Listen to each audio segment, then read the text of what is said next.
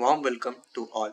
Today we will cover a very popular opening known as King's Gambit, and this is very aggressive opening.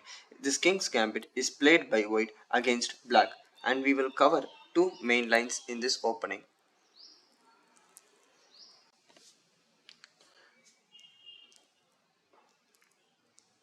First, this opening starts with white plays e4, then black plays e5, then white plays f4.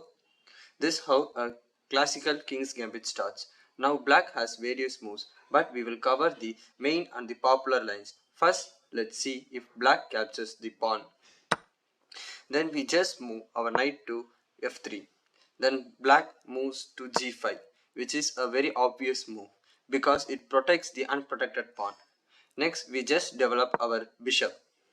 And from here, black has many options. Let's see if black like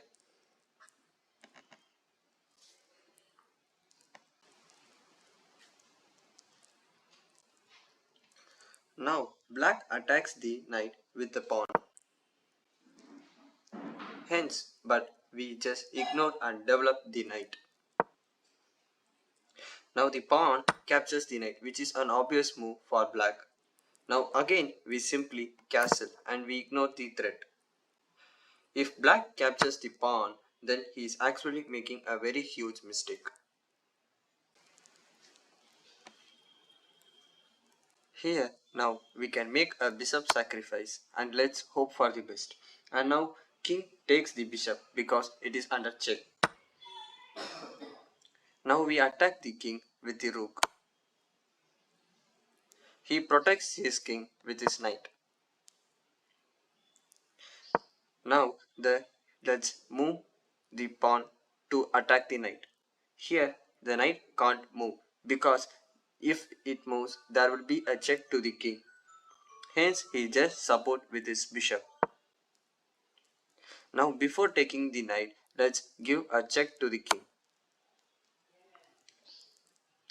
And now the black moves backwards. Now we can just capture the knight.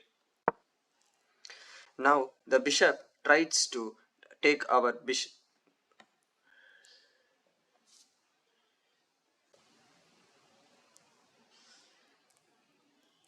Now the bishop moves to attack our rook. We just give a check to his king. And obviously his king moves. Now let's again give a check to the king with our pawn. The only legal move left is to move to e7. Now let's give a check with the knight and it's a checkmate and it's end with a checkmate.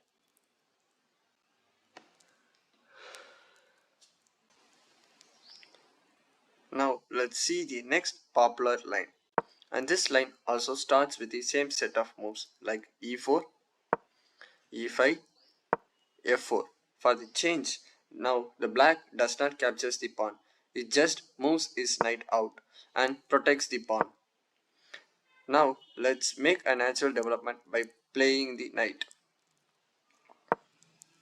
And black also makes a series of natural development moves. Now we can see that now the black bishop pins our queen with the knight. Hence as the result we can't move our knight. But we just ignore and castle. Next, the black takes its knight out for a natural development. And we too make some natural developments.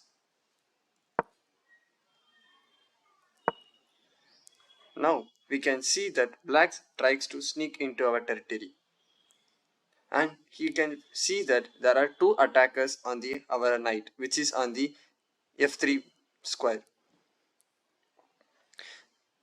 But we simply captures the black pawn and black also recaptures with it. The next move is that we make a sacrifice with our bishop. Obviously the king takes it. Now let's take the let's take the pawn, which gives a fork to the king and the bishop. Obviously the king moves backwards and we get the bishop that we sacrificed back. Again the take back with the queen.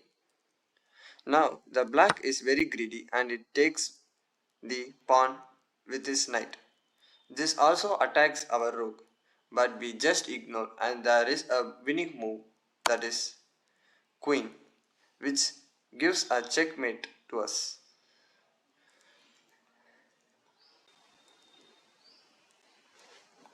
Here black sees that we have left an unprotected pawn and he tries to take it. And he also now attacking the rook. Instead of moving the rook, we has another stunning move, that is queen to e6, which gives a weak checkmate.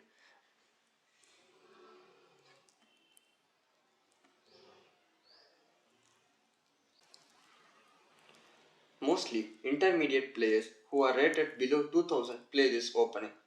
Grandmasters usually don't play this opening because it has its own advantage and also its disadvantage.